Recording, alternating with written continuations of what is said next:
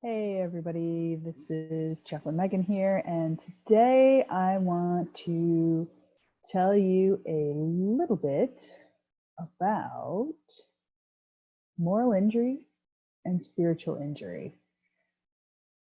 This is something that is most widely known when talking about veterans and about some of the things that they experience. And it's something that also is experienced by first responders and by healthcare workers. And I think during this time of the coronavirus, it's something that I hope more people can learn about, particularly chaplains out there who are caring for first responders. Let's start by learning a little bit more about moral injury.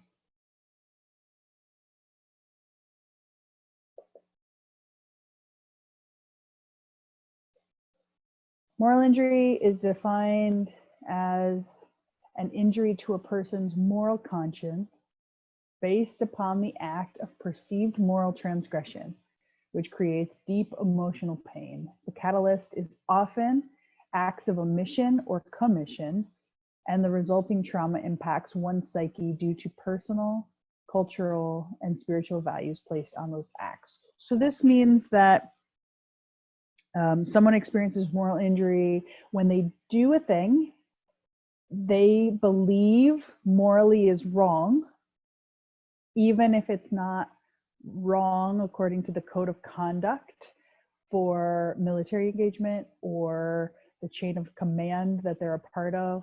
Maybe it's not wrong according to administrative policies in a hospital or medical ethics, but it feels wrong to the morality that that person holds. This is different than spiritual injury because you can experience moral injury even if you do not have a particular faith that you necessarily believe in. It could be that the thing that has injured you morally has injured the cultures you were raised in, has injured the rule of law that you believe is correct. It's something that your moral compass has been shifted and you feel internally guilty about it. The signs of moral injury, at least those clinically diagnosed, is a difference in previously held spiritual beliefs. This could be having faith and then not having faith. It could be not having faith and now suddenly having faith, but some sort of significant shift in spiritual beliefs, a struggle or a conflict with a higher power, perhaps a difficulty forgiving yourself or others or a higher power, feeling like there is no meaning or purpose in life, reduced trust in others, guilt and shame. One of the things that I forgot to mention with the last slide is that it's not just guilt or shame that someone carries in their body because of what they did, but it's also guilt and shame that comes from something that you did not do. So it could be in a time of emergency, if your conscious, if your morality is injured because you chose not to help someone, it can be just as damaging as doing something harmful. Moral injury is also something that is found in people when they observe other people doing something that they think is outside of their own personal code of conduct or outside of their personal moral compass. So it could be someone else in your team did something that caused the moral injury, you personally did the thing that caused the moral injury, or you failed to do something and that's causing moral injury. The difference between moral injury and PTSD can sometimes feel hard to define because some of the symptoms overlap, and some people kind of will use the language interchangeably, and sometimes people think that like moral injury is the way pastors or chaplains think about the same thing as PTSD. The difference, however, in the way that I'm going to talk about it is that PTSD typically is fear-based. Fear that something in the past is still happening, right? So if I had a car accident in the past and my PTSD is that every time I'm in a car now, I carry the fear of the thing that happened in the past to right now, regardless of how safe I might be in the present moment. That is this post-traumatic stress disorder. Moral injury, on the other hand, would be guilt and shame-based, based on feeling like I have, again, operated outside of where my moral compass is, outside of what I believe is how I should have behaved. So PTSD is being afraid of something, typically an external thing. I'm afraid of an incident happening. I'm afraid of a moment in time that happened in my past. Moral injury is I feel guilty and I feel shameful that something has happened that I think is hard to forgive, maybe unforgivable, or has created a rupture between me and the spirituality that I carry in my life. Both might result in anger and anxiety, depression, insomnia, nightmares, self-medication, and withdrawal. Some of the people who experience moral injury, right, first responders, healthcare workers, veterans, might also have PTSD, and so they can both exist at the same time. And this conversation about moral injury being a thing that needs care means that often there is an advocacy for people who can talk about faith with others, where some professions like therapy, your therapist probably isn't going to disclose their own personal faith ideas or impose a morality on someone or talk about, some social workers aren't even allowed to talk about spirituality at all. And so there is a place for folk. You might just assume they have PTSD, but asking a question like, has your faith changed recently? Or has anything about your faith changed that you want to talk about? Could be a way to find out if someone should be referred to a chaplain or to someone within their, whatever their moral compass is, to help them get their compass reset, right? So spiritual injury, as opposed to moral injury, is a difficulty in understanding how faith, spirituality, or a relationship with God, how God's involvement in life can be true given horrific experiences. Person suffering from spiritual injury doesn't have all the answers to the questions related to the trauma they are carrying. They are unsure how to resolve the tension that they carry. So this might be what people in faith communities think about as like a dark night of the soul, or what Elie Wiesel writes about when the horrific nature of the Holocaust happens, that famous declarative statement, right? God is dead. These Nietzsche's ideas, like, how do we have to figure out how the world works when everything feels hard and it doesn't fit into our previous system of how we thought the world was ordered and what theology is like. Spiritual injury oftentimes is thought of as a way to re-examine the world, re-examine faith with new eyes, right? Looking at the world with a Buddha nature, or in Christianity's thinking, like being spiritually reborn, this idea that if you no longer are certain about how the world works, then like Job, we have to go and listen to creation, right? Listen to the voice of God again about how to rebuild and reform and reshape.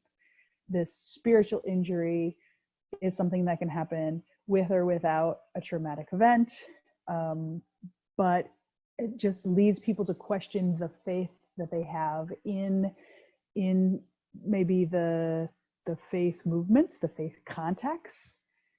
And so it's a little bit different than moral injury, because remember, moral injury is my own feeling of guilt and shame about behaviors I have done, behaviors I have observed, or things that I did not do, right? It's a guilt and shame based thing. Spiritual injury, on the other hand, is my world doesn't make sense anymore. It's about feeling disconnected from a community more than it is about guilt about my own personal implications in specific activity. Does that make sense? So, not knowing what truth means in a broad sense, not knowing if your particular congregation, not knowing if your particular Zen center is rooted in the faith, or has answers for what is happening in the world, is a very different struggle. It's related in some ways, but it's a very different struggle than the very personal feeling of guilt and shame and doubt that's really about actions that have been done and left undone. So it's kind of a bigger moral question of how does the world work and what is our purpose in it, is what spiritual injury is looking into. So I talked a little bit, remember I mentioned the dark night of the soul, which is a problematic term, right? Because this idea that things that are dark and things that are light have a moral context, or particularly the ways that they've been used over time to say that, skins that are light maybe are more godly. Those are problematic metaphors. And so instead of language like the dark night of the soul, I thought I would tell you a story about a trip or two to see the Northern Lights. So I've seen the Northern Lights twice now, once in Alaska and once in Iceland. And the Northern Lights are this very mystical experience. I even like trying to find the right photo to show you, I just thought, like, I can't even find a way to show you the Northern Lights. If you've seen them, you might get it. It feels like this mystical encounter, never to be recreated. And it's like dancing lights. And there's a very complicated science to it that someone smarter than me could share about why the particular colors are the particular colors. I saw some pink in the sky. I saw some green in the sky. I saw some white in the sky. And it has something to do with chemicals in the air and the ozone and dancing things. But what I was left with was the stories. I remember we drove to the Arctic Circle in Alaska. And the idea was on the 4-hour drive back to be able to just look up at the sky, and when we saw the lights, to stop and just be with them as long as they danced. And we weren't certain if we would find them. That's kind of the hard thing about the Northern Lights. You got to go out every night, like for a week, and you might or might not see them. And this cold night, can't even describe how cold it was. We're driving back. Every other person who was in the van with us as we were driving falls asleep, right? They had given up hope. And I was sitting in the front seat because I was just so determined. I really wanted to see the Northern Lights. And all of a sudden they start dancing. And the other people wake up, and we all get out of the vehicle and we're watching them, and it's just all over the place. And the other people, they were like, yeah, after 15 minutes, it got really cold, and they're like, we're gonna go back to sleep now. And I remember hoping that the driver of the van would not be annoyed, that I really wanted to dwell with these lights as long as they were there, right? To watch them dance, knowing that I would never be able to describe it. But I felt like, because so many generations of people had come to see the same mystical light dancing, that I was connected to something.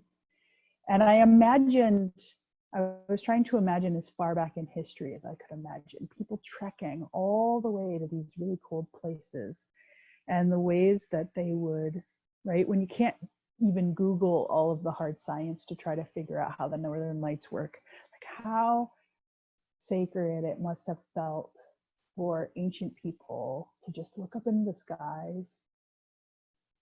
And they believed that these dancing lights were a conversation with their ancestors, right? And to just watch them dancing.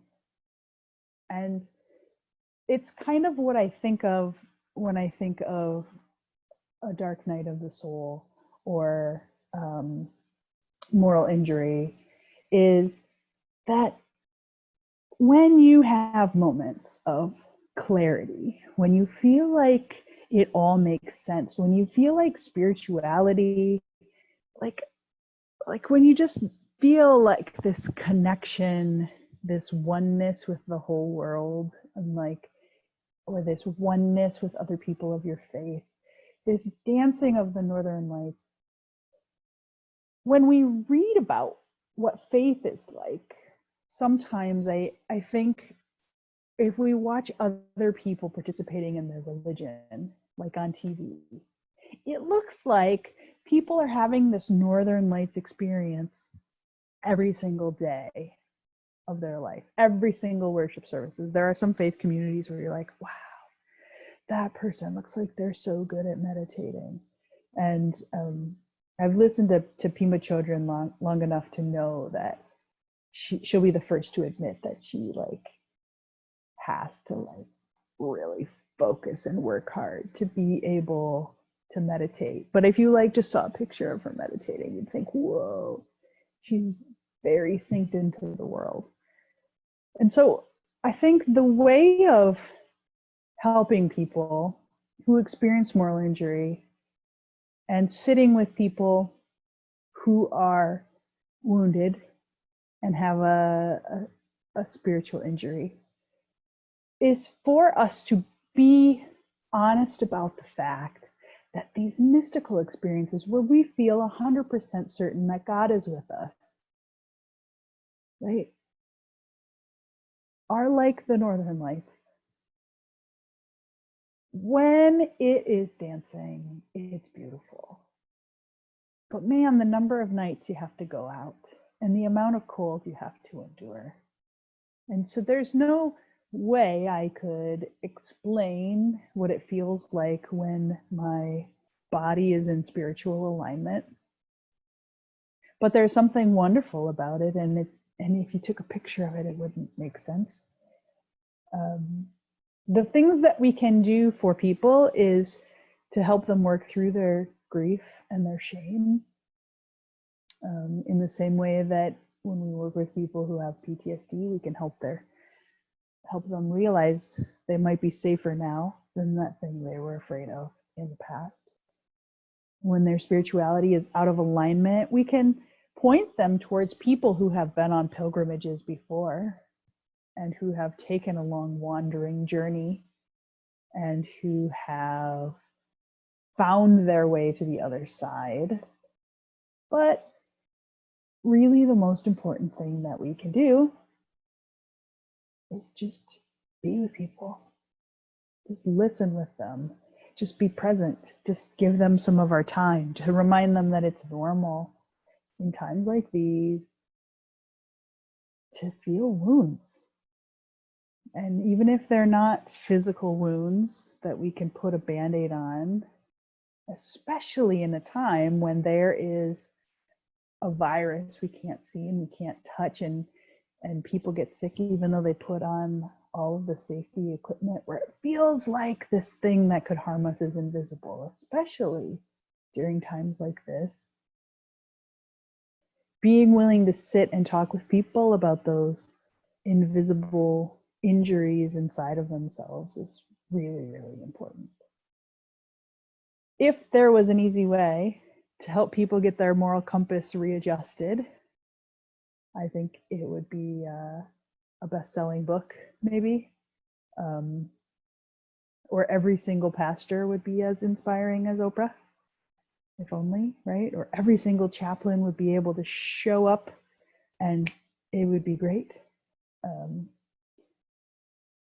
But the simple act of reminding people that that discomfort that they feel, that sitting with it is okay, and that they don't have to sit with it alone. Naming the things that cause fear and shame and doubt, it can be incredibly powerful. So I hope that this video has given you a little bit of insight into two ways in which people can be injured in their soul or injured in their spirit, so that when you hear that people are stressed and sad and having a hard time during this crisis, that you might also think to ask, how has your faith changed during this time? Has it? Do you have a faith community? And if you're not a person of faith yourself or a faith leader, to seek out a chaplain or a pastor or a faith leader that is of the same persuasion of that person, or someone who could provide interfaith support to help people name the wounds that they carry that are real, even when they're not visible. I hope you are well. Take care.